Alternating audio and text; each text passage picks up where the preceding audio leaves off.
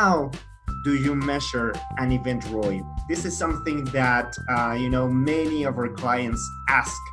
How do I measure Yes. my ROI? When I am going or doing an event, how do you do this? Yes. ROI? I know that a lot of people are struggling with it, and also my students, they are really struggling with it. But first of all, it is very easy, because it's all about the costs and all about what it brings. So I will show you that as well. So talking about costs, you have a lot of direct costs and indirect costs. So you have to find out what all the costs of the event are. And the direct costs are, for example, you need a venue and you have to pay the venue some rent. So the rental fee is a direct cost. You know exactly how much it is. You buy some drinks, you buy some food, there are direct costs. But indirect costs are the costs that has to do with the event. For example, you are going to a trade show. And if you are going to a trade show with your company, you have to rent space for the trade show, for your booth. But all your staff that is going over there, and the staff that is working on your booth at the company in your office, that are the indirect costs. So you have to find out what all the costs are. So that's the basic. The same with the revenue.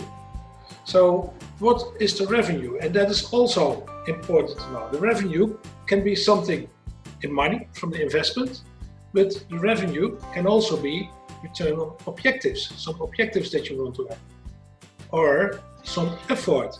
And you can put also an amount of money on that. Because if you have a certain objective, it's something worth for you as an office. And put that word on it. So I will show that you afterward. So ROI is everything about accountability. To explain that it's worth it to put some money in an event and that you will get the money back. And if possible, that you will get more money back than you put into the event. So everything starts with the goals. What goals do you have? And that's a mistake that a lot of people make, because everybody can say, for that goal, I want to organize an event. But you have to ask yourself, is that goal specific? Is it measurable? Is it acceptable? Is it realistic? And is it time-bound? For example, if you are going to a trade show, why are you going to a trade show? To sell more. Okay, that's nice. But how much more do you want to sell? And can you measure it? Can you say how much you are selling at this moment, so that you can measure afterwards the show how much you are selling then? And then you can see the differences, and then you can really measure if there is a change. Is it realistic, the goal? Maybe if there are only coming 100 visitors, is it then realistic that you want to, after the trade show, that you want more than 1,000 new clients? No, that's not realistic. So be realistic, and also make it time bound. In how much time do you want the new clients? In how much time do you want that the goals are realistic, you know? So we say the goals have to be SMART. So specific, measurable, acceptable, realistic, and time-bound. And then, very important, if you measure something, you always measure before the event, and then after the event, and maybe a few months after the event. Because everything is going for the mindset of the guests. You want to change the behavior of the guests. You want them to buy something at your company, for example. That's a change of behavior. So if you have all the goals, then you have to start to define the plans. And the plans must fit to the target audience, and you must reach the set goals. And after that, there are some activities. The plan needs to be implemented and translated into concrete actions. Think about the trade fair. How big must the booth be? Maybe the goals are so that you don't need a very big booth, a very large booth. Maybe a smaller booth is also okay. Then everything about measuring the effects, what I told before.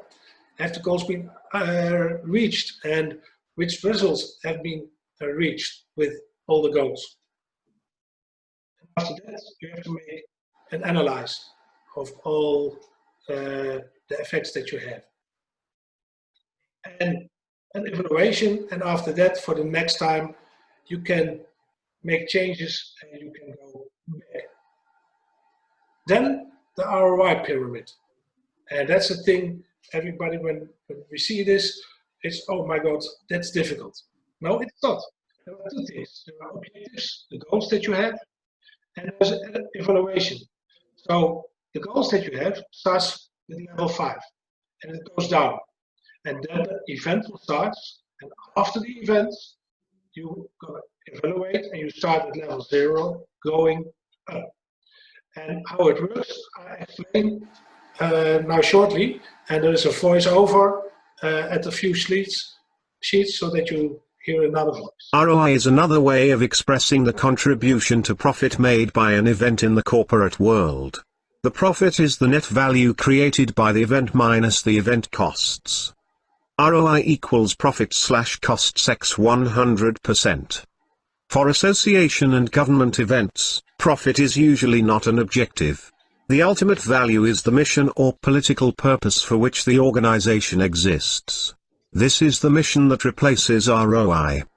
So finally, the ROI is nothing more than what's written here. ROI is the profit, the cost, it's an amount. Yeah, it's only a 1%, a 2%, or 50%, or 80%, or more. The impact, or business impact, is the ultimate value contribution of the event to its stakeholders. The impact is used in the profit and ROI calculations. For a customer event, the impact is usually sales. For an internal event, it is typically organizational effectiveness. The business impact data may be obtained from company records, such as sales or cost accounting. More soft data may be obtained by asking participants to estimate the business impact of certain changes in behavior. So the impact, that's what really make the change. Yes? Yes, and absolutely. Then the behavior. Behavior is the application of learning. Learning without application is in most circumstances without value. You may give the participant a certain product experience, but if he or she has no opportunity to apply the newly acquired knowledge or skill, the learning was wasted. What exactly do you know that participants should do differently after the event? Self-reporting is the quickest and cheapest method, if maybe not as accurate. So this is very important. The behavior must change after the event. That's always a goal. If you are organizing an event, the goal can be, I want happy people. Okay, so the behavior must be that everyone will be happy afterwards. Mm-hmm. But it can be also going further. If you want more loyal customers, then the behaviors of the customers have to change in more loyalty, for example. Then the next one is learning. What cognitive change is required for the participants to change their behavior?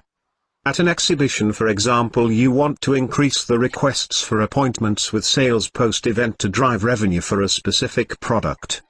So what should participants learn to buy more of this product? Where is the gap? Just about all meeting or event activities fall under the definition of learning, which includes the learning of information, skills, attitudes and relationship learning. The method of self-reporting makes it quick and easy to measure all forms of learning. It may not be as accurate as tests or other methods, but the greater degree of accuracy rarely justifies the extra time and complication of measurement. Mm-hmm. So this is learning. Hey? You want to learn something. You want to give information to people. You want that they have more skills, that the relationship will be stronger, or that the attitudes will change a little bit. And then level 1. How can we design a learning environment which will make cognitive change most effective? Learning is influenced by the state of mind of the learner as well as ambient factors. We measure delegate satisfaction with facilities, logistics, form and content. But participant satisfaction is essentially a proxy variable for the quality of the learning environment, which is what really matters if learning, in one form or other, is what must happen in order to change delegate behavior and provide value to stakeholders. So that's the building where you are in, you know? Is it okay? Does it fit to the event that you are organizing? So that's also a question that you have to ask all the time. And then level 0. Finally, how can we ensure that the right people are attending? The target delegates are those with the greatest learning and behavioral gap in the population of potential participants. There is no need to speak to the converted. Similarly, there is no need for participants to learn something for which they have no application. Of course. So the target audience, it's easy. You are inviting people to come to your event. Are that really the perfect guest that you want to have?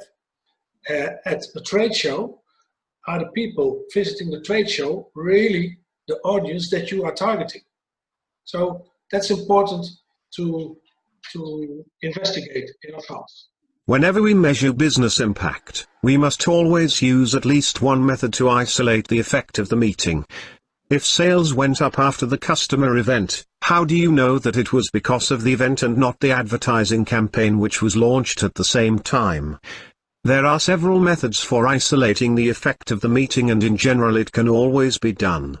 The best method is to do a control group experiment, but the method can be difficult and costly, in particular the careful selection of the control group. An alternative method is to ask participants to estimate the effect of the event compared to other factors. So that's also important, because every company is dealing with more marketing tools, and you have to know, really, is it coming from the event, or are there more tools playing an important role? Wow. So this is actually telling us again that we need to prepare. I mean, if we need to measure the ROI, we need to prepare in advance and be sure on what we actually are going to measure, how we're going to measure, when we're going to measure, and Yes. have everything pre-planned. So at the very end, we're able to do it. If we don't do that and we only do the event and at the end we want to do it, well, we're missing pieces because we didn't work in advance. Of course, yes, that's it. So that's also what's here. What kind of methods and techniques are you using?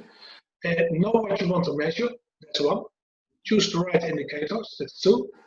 And then operationalize and the measuring instruments and collect all data. Because without data, you can't measure. Absolutely. And then what I told before, the baseline is very important before the event, and then the first follow-up after the event, and a second follow-up much later, so that you really can see if they change something in the behavior of the guests. And absolutely, this is so valuable if we do it every year. Like if every year we have this information, then we can not just have the impact for 1 year, but for many years, and then we see a trend and take wiser decisions. Yes, of course. That's what it's all about. Perfect. So that's a little bit about ROI. And if you're looking at the ROI, it's important to know that the objectives play a role before the event. And you do that from level 5 to level 0. And then after the event, you can find out from level 0 to level 5 how the ROI is. And later, I can show you with an example from an incentive, how an incentive, a very expensive incentive, cost no money for example. So the ROI was positive. So that's what I wanted to tell you about ROI. Awesome. So, and that is also included in your book. So if anyone wants to have more information on how to do it, like more specifically, they can go and see that on your book.